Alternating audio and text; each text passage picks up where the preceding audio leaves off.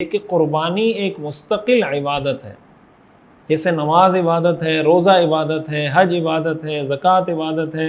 مختلف عبادات ہیں۔ اب نماز کی جگہ کوئی روزہ نہیں رکھ سکتا، روزے کی جگہ کوئی نماز نہیں پڑھ سکتا۔ کوئی آدمی اگر یہ کہتا ہے کہ میں نماز نہیں پڑھوں گا 10 روزے رکھ لوں گا، 10 روزے نہیں رکھ سکتا، میں 40 نمازیں پڑھ لوں گا،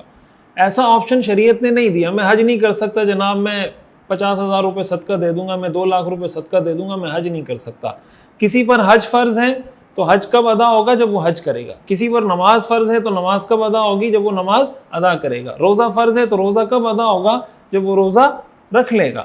ایسے ہی جس آدمی پر قربانی فرض ہو جائے، واجب ہو جائے، تو اس کا یہ واجب اس وقت ادا ہوگا جب وہ یہ قربانی کر لے۔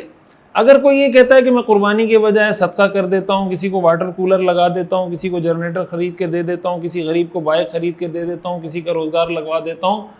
تو وہ سارے کام کرنے کی وجہ سے قربانی کی عبادت ادا نہیں ہوگی۔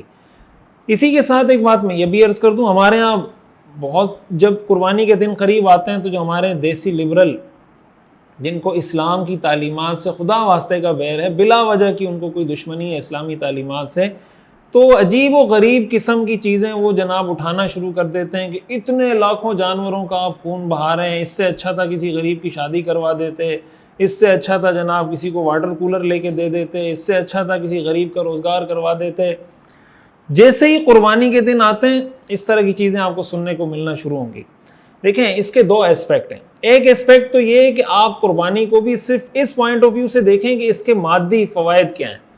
یعنی اس کے معاشرے پر اثرات کیا ہیں۔ اس پوائنٹ آف ویو سے اگر آپ اس کو دیکھتے ہیں تو یہ جتنے جانور بیچنے والے بیوپاری ہوتے ہیں، یعنی آپ اگر اس کو معیشت کے پرسپیکٹو میں دیکھیں کہ اس سے کتنی بڑی ایک معاشی سرگرمی وجود میں آتی ہے، ایک معاشی ایکٹیویٹی وجود میں آتی ہے کہ سارا سال گاؤں کے لوگ جانور پالتے ہیں، وہ غریب لوگ ہوتے ہیں، کسی نے 2 جانور پالے، کسی نے 10 پالے، کسی نے 15 پالے، سارا سال اس کی پرورش کرتے ہیں، چارہ کھلاتے ہیں، اسی آسرے پہ کہ بھائی ہم عید کے موقع پہ جائیں گے یا یہاں لوگ خریدنے آئیں گے، ہم جانور بیچیں گے، اس سے ان کا گزر بسر ہوتا ہے۔ تو سب سے پہلا جو فائدہ ہوتا ہے غریب طبقے کو، قربانی کے جانور جب خریدنے کے لیے لوگ جاتے ہیں تو وہ جو قربانی کے جانور پالنے والے لوگ ہیں ان کو فائدہ ہوتا ہے کہ ان کے جانور بکتے ہیں، ان کا جو معیشت کا سرکل ہے، جو پہیہ ہے، وہ چلنا شروع ہو جاتا ہے۔ دوسرے نمبر پر اس سے کتنی زیادہ چیزیں وابستہ ہیں، مثلا چارے کا کاروبار الگ ہے، اچھا جناب گائے بیل کے لیے جو رسیاں آتی ہیں، جو مختلف قسم کی چیزیں اس کے لیے استعمال ہوتی ہیں، اس کا کاروبار وہ پورا ایک الگ بزنس ہے۔ پھر اس کی بنیاد پہ جو چمڑے کا کاروبار ہوتا ہے، جو چمڑے کا بزنس ہوتا ہے، جو لیدر کی انڈسٹری ہے، آپ کو پتہ ہے پاکستان جو چیز ایکسپورٹ کر رہا ہے اس میں لیدر انڈسٹری ٹاپ پر آتی ہے، تو لیدر کی جو انڈسٹری ہے اس کی وہ رننگ میں آتی ہے، وہ چلنا شروع ہوتی ہے۔ پھر اسی کے ساتھ ساتھ جو کسائی ہیں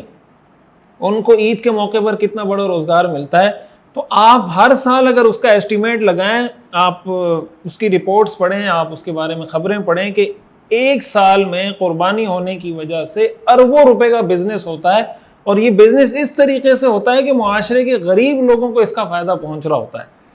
تو کیا یہ قربانی کی عبادت، یہ تو میں شریعت کو ایک سائڈ پہ رکھ کے صرف اس پوائنٹ آف ویو سے اگر ہم اس کو دیکھیں گے، معاشی لحاظ سے یہ کتنی بڑی سرگرمی ہوتی ہے۔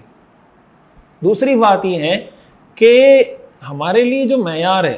دیکھیں ہم مسلمان ہیں نا، میں نے جیسے شروع میں کہا، تو مسلمان کے لیے تو اصل اتھارٹی اللہ اور اللہ کے رسول ہیں۔ ہمارے لیے اتھارٹیٹیو سٹیٹمنٹ وہ ہوگی جو اللہ اور اللہ کے رسول کی جانب سے ملے گی۔ میں نے بتایا آپ کو، آپ نماز کی جگہ روزہ نہیں رکھ سکتے، روزے کی جگہ صدقہ نہیں دے سکتے، صدقے کی جگہ حج نہیں کر سکتے، حج کی جگہ جناب آپ قربانی نہیں کر سکتے، تو ایسے ہی قربانی کی جگہ آپ کوئی اور عبادت انجام نہیں دے سکتے۔ اگر آپ یہ کرنا شروع کر دیں اپنی عقل، دیکھیں آپ کسی کو اتھارٹی مان لیں اسلام میں، جب آپ نے اتھارٹی مان لی ہے تو آپ ان کو فالو کریں گے۔ اب جب آپ کو کہیں گے نماز کا ٹائم ہے تو آپ نماز پڑھیں گے، جب کہیں گے حج کا ٹائم ہے تو آپ حج کریں گے، جب کہیں گے زکوٰۃ کا ٹائم ہے۔ لیکن اگر آپ کسی کو اتھارٹی نہیں مانتے پھر تو آپ اسلام کی کوئی عبادت انجام نہیں دے سکتے۔ مثال کے طور پر کوئی آدمی نماز پڑھنے جا رہا ہے، آپ اس کو کہتے ہیں یار آپ نماز پڑھنے جا رہے ہیں، 5 ٹائم کی جو آپ نماز پڑھتے ہیں مثال کے طور پر، اس میں آپ کا 1 گھنٹہ لگ جاتا ہے۔ اس 1 گھنٹے میں اگر آپ کسی غریب کے لیے کوشش کر کے اس کا بزنس لگوا دیں تو بہتر تھا کہ آپ بجائے اس کے کہ مسجد جاتے کسی غریب کا بزنس لگ جاتا، تو آپ نماز بھی نہیں پڑھیں گے۔ روزہ آپ رکھنا چاہتے ہیں تو کوئی آپ کو کہے گا کہ دیکھیں روزے میں آپ بعض اوقات نڈھال ہو جاتے ہیں, صحیح طریقے سے کام نہیں کر سکتے, اگر آپ روزہ نہیں رکھیں اور زیادہ کام کریں تو اس کا ملک کو بہت زیادہ فائدہ ہوگا, اور جناب ہماری جو معیشت ہے وہ ترقی کرے گی, لہٰذا آپ روزہ نہ رکھیں, تو روزہ بھی نہیں رکھ سکتے. حج کا بھی یہی مسئلہ ہے. یعنی اگر آپ اس طریقے سے کیڑے نکالنا شروع کریں اور آپ اپنے آپ کو اتھارٹی بنا لیں شریعت کے احکام میں, تو ظاہر ہے کہ پھر تو آپ شریعت کے کسی حکم پہ عمل نہیں کر سکتے. اور ایک بات میں اکثر اس موقع پہ پوچھتا ہوں کہ وہ لوگ, یعنی ایک بات اس میں یہ کی جاتی ہے کہ لاکھوں جانوروں کا آپ خون بہا دیتے ہیں, یہ جانوروں کے ساتھ آپ صفاقی کر رہے ہیں, بے رحمی کر رہے ہیں, فلاں کر رہے ہیں, یہ کر رہے ہیں, وہ کر رہے ہیں. یہ جو ہمارے ہاں ریسٹورنٹس چل رہے ہیں, یہ جو لوگ یہ باتیں کر رہے ہوتے ہیں, شاید اس وقت پوسٹ لکھتے وقت بھی وہ کسی ریسٹورنٹ پہ بیٹھ کے باربیکیو کھا رہے ہوتے ہیں, اس وقت کسی ریسٹورنٹ پہ بیٹھ کے وہ کوئی کڑھائی پھوڑ رہے ہوتے ہیں اس وقت بھی. تو یہ جو آپ ریسٹورنٹ پہ بیٹھ کے کڑھائی کھا رہے ہیں, آپ جناب باربیکیو کھا رہے ہیں, آپ چامپ کھا رہے ہیں, آپ جناب مختلف آئٹمز گوشت کی بنی ہوئی ڈشیں کھا رہے ہیں, مجھے بتائیں یہ جو آپ ڈشیں کھا رہے ہیں آپ پہ کھانا فرض ہے؟ باربیکیو کھانا, کڑھائی کھانا اور جناب مختلف اس طرح کی ڈشیں بنا کے وہ کھانا گوشت کی آپ پہ فرض ہے, واجب ہے, لازم ہے آپ پر؟ تو آپ کو اس وقت کیوں رحم نہیں آتا جب ہزاروں جانور روزانہ کی بنیاد پر ریسٹورنٹس میں ذبح ہوتے ہیں اور آپ جاتے ہیں وہ کڑھائیاں پھوڑنے کے لیے, اس وقت تو آپ کو رحم نہیں آتا. اور جب یہ قربانی کا جانور ذبح ہوتا ہے تو اسلام میں تو اس کی ترغیب ہے کہ بھائی ایک حصہ آپ رکھیں, ایک حصہ غریبوں کو دیں, ایک حصہ رشتہ داروں کو دیں. وہ لوگ جن کو سال بھر گوشت کھانا نصیب نہیں ہوتا, قربانی کی برکت سے اللہ تعالیٰ ان کے گھروں میں بھی گوشت پہنچا دیتا ہے. تو آپ بیٹھ کے کڑھائیاں پھوڑتے رہیں, آپ جناب تکے کھاتے رہیں, آپ کبھی مٹن تکا کھائیں, کبھی بیف تکا کھائیں, کبھی جناب آپ کڑھائی کھائیں, وہ کوئی ٹینشن کی بات نہیں, وہ جانور ذبح نہیں ہو رہے. لیکن اگر کسی غریب کے پیٹ میں گوشت پہنچ رہا ہے تو آپ کو تکلیف ہو رہی ہے. تو اس لیے اس کو اگر آپ لاجیکل وے میں بھی دیکھنے کی, سمجھنے کی کوشش کریں تو کوئی لاجک نہیں بنتی اس طریقے سے. جب کسی شریعت کے حکم کو لوگوں کو مس گائیڈ کیا جا رہا ہوتا ہے یا شریعت کے کسی حکم پر اعتراض کیا جا رہا ہوتا ہے. تو ایک بات اصولی طور پر یہ یاد رکھیں کہ قربانی کی عبادت اسی وقت ادا ہوگی جب آپ قربانی کریں گے. اگر آپ پر قربانی واجب ہے, کوئی بھی دوسرا کام کرنے سے قربانی کی عبادت ادا نہیں ہوگی.